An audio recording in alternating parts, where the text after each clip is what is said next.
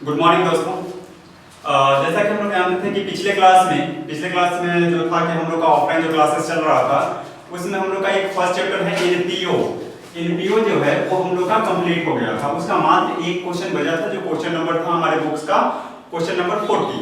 वो है कि आगे उसमें सारी क्वेश्चन हो गई थी, उसमें ऐसा कुछ डाउट होगा तो आप भेज दीजिएगा। आज की है जो अब हम लोग जो चलने वाले हैं वो एक नए टॉपिक नया चैप्टर की तरफ। एक हमारे जो टॉपिक था पार्टनरशिप, उस पार्टनरशिप की तरफ आज हम लोग अग्रसर होंगे क्योंकि ये चैप्टर तो अब कंप्लीट हो गया है। अब पार्टनरशिप इस स्टेज में हम लोग को पढ़ने की आवश्यकता क्यों हुई, आखिर हम इस स्टेज में आकर के 11th पढ़े 12th में पार्टनरशिप पढ़ क्यों रहे हैं। इसका सबसे बड़ी बात है कि अभी तक जो अकाउंटिंग करने का किसी भी बिजनेस का सबसे पहले अकाउंटिंग हम लोग करते हैं। तो अकाउंटिंग में होता क्या है कि अभी तक तो हम लोग सोल प्रोवाइडर्स का अकाउंटिंग चलते थे। ये है भाई साहब और ये है दुकान।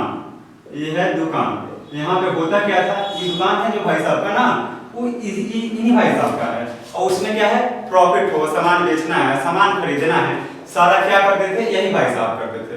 तो इनका अकाउंटिंग करना तो हम लोग जान चुके हैं, क्योंकि 11th पूरा इनका अकाउंटिंग करते करते हम लोग बिता दिए। 12th में आए तो थोड़ा सा ऊपर अपग्रेड किए, क्या चीज किए, ट्रस्ट जैसे एनपीओ और नॉन प्रॉफिटेबल ऑर्गेनाइजेशन का सीखे। अब उसके बाद हम लोग को करना क्या है कि अब पार्टनरशिप होता है कहाँ, अब ये ऑर्गेनाइजेशन है ना भाई साहब, ये ऑर्गेनाइजेशन इसमें है कि दो व्यक्ति रहेगा। क्या रहेगा? दो व्यक्ति। अभी दो छोटे छोटे भैया हैं, एक का नाम जोधू, दूसरे का नाम मोधू। अभी जोधू और मोधू भैया जो है मिल करके एक बिजनेस स्टार्ट किए हैं। अब ये बिजनेस स्टार्ट किए हैं तो इन कुछ ना कुछ पैसा लगाएंगे। तो ये जो बिजनेस स्टार्ट करते हैं ना, ये दोनों मिल करके किसी एक काम को करते हैं, वो करके उसको क्या बोलते हैं, साझेदारी व्यवसाय। अब साझेदारी व्यवसाय होने के लिए क्या है, साझेदारी व्यवसाय स्टार्ट करने के लिए इन दोनों के बीच किसी न किसी कार्य को करने का परस्पर संबंध होना चाहिए, एक विश्वास होता है। उसी विश्वास के आधार पर ये लोग काम करते हैं, यानी दोनों के बीच दोनों आए, मिले और एक काम को किए। अब जब ये दोनों मिलेंगे, आएंगे और काम करेंगे तो इन दोनों के बीच है, अब ये अलग है, कुछ खर्चा ये भी करेंगे, कुछ खर्चा ये भी करेंगे, इसका भी रिकॉर्ड मेंटेन होगा। तो ये जब सारे रिकॉर्ड को मेंटेन करने के लिए तो कहीं ना कहीं बहुत सारे प्रॉब्लम उत्पन्न होगी। अब बहुत सारी प्रॉब्लम उत्पन्न होगी तो उसी प्रॉब्लम को दूर करने के लिए क्या हुआ कि साझेदारी व्यवसाय का जन्म हुआ और साझेदारी व्यवसाय का लेखांकन कैसे करते हैं उसमें दिखाया गया। तो जो साझेदारी व्यवसाय का लेखांकन होता है वो भारतीय साझेदारी अधिनियम 1932 के अंतर्गत होता है। किसके अंतर्गत? भारतीय साझेदारी अधिनियम 1932 के अंतर्गत होता है। 1932 में ये भारतीय साझेदारी अधिनियम कानून बना जिसके अंतर्गत हम लोग पार्टनरशिप फॉर्म में अकाउंटिंग करते हैं।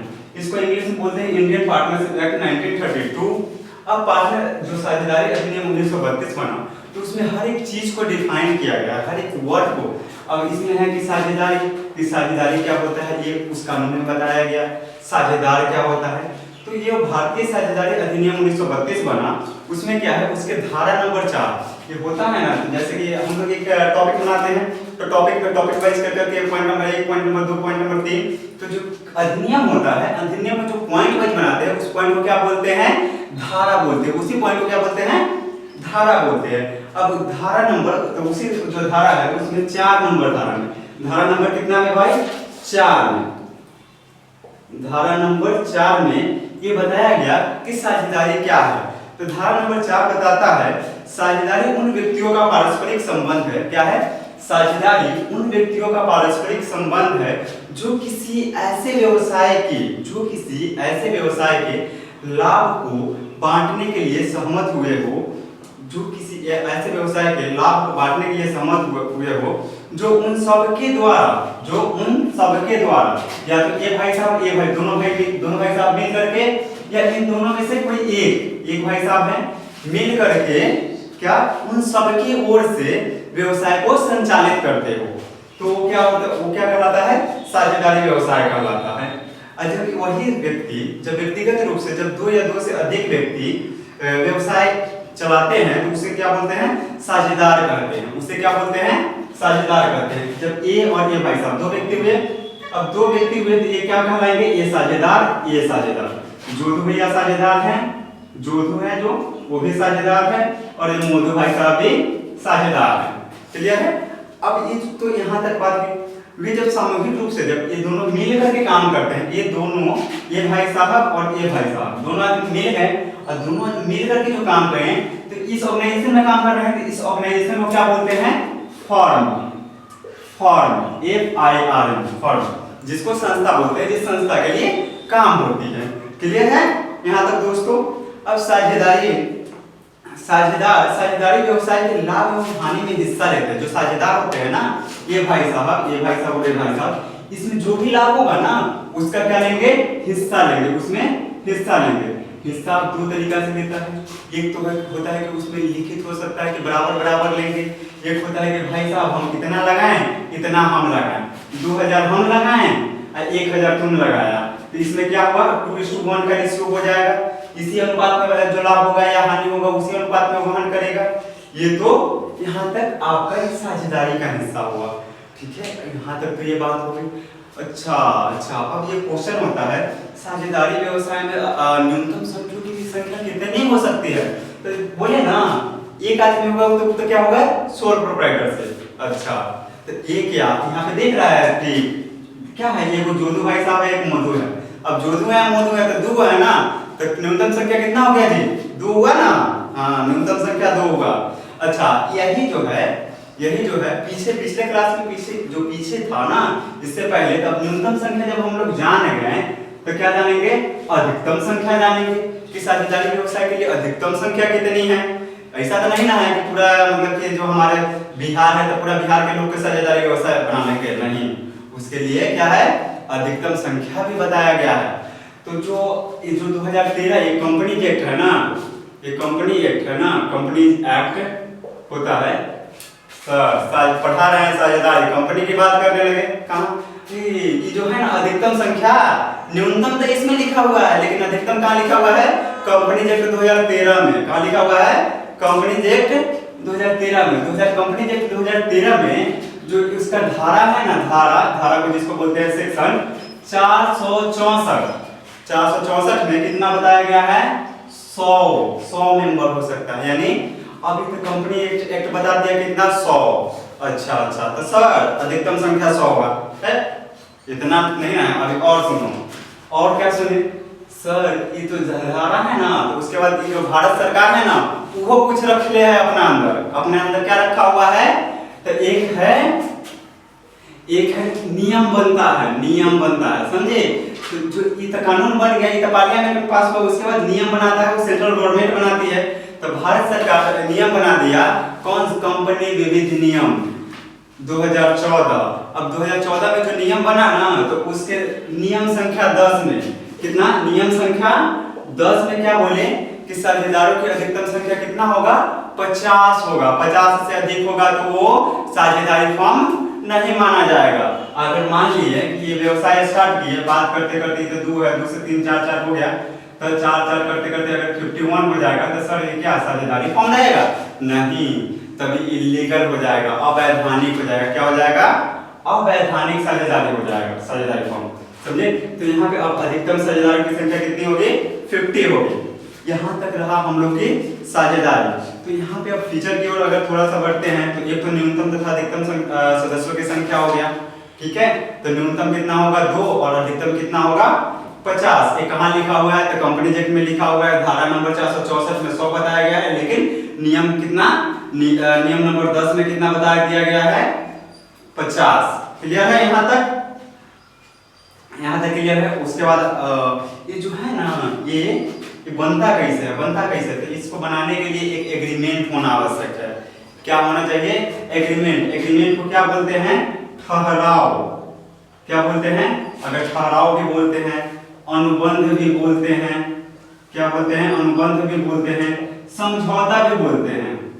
इसको क्या बोलते हैं, समझौता भी बोलते हैं। ये होना चाहिए। अब ये समझौता किस रूप में होना चाहिए, समझौता लिखित भी हो सकता है, मौखिक भी हो सकता है। जैसे कि यहाँ पे हम 2 आदमी हैं, ये 2 आदमी आया ना, ये दो आदमी आया, दो आदमी बात कर लिया कि हाँ ये काम करेंगे, दोनों आदमी एग्री हो गया, वो एक मौखिक समझौता हो गया, वो उसके बाद से काम करने लगे, एक हो गया।